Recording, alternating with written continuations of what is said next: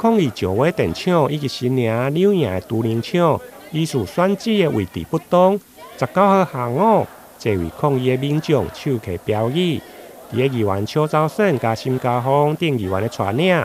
伫议会大厅召开记者会，强烈反对发电厂的设立，并要求市府要严格把关，唔通无顾居民的权益。从去年这个9位的事件，我们议会的同仁对我们居民的支持，应该我们居民都有收到，又有这个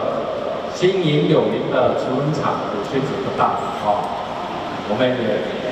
议会的同仁也一致都来支持一定要考虑到居民的生活品质以及他们的生命健康的安全问题。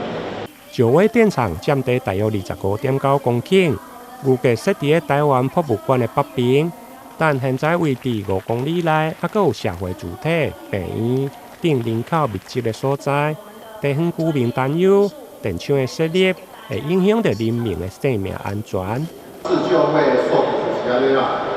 我们从来没有反对发电厂的设立，但是我们一个对九位的要求就是它选址不当，影响到我们的生命安全，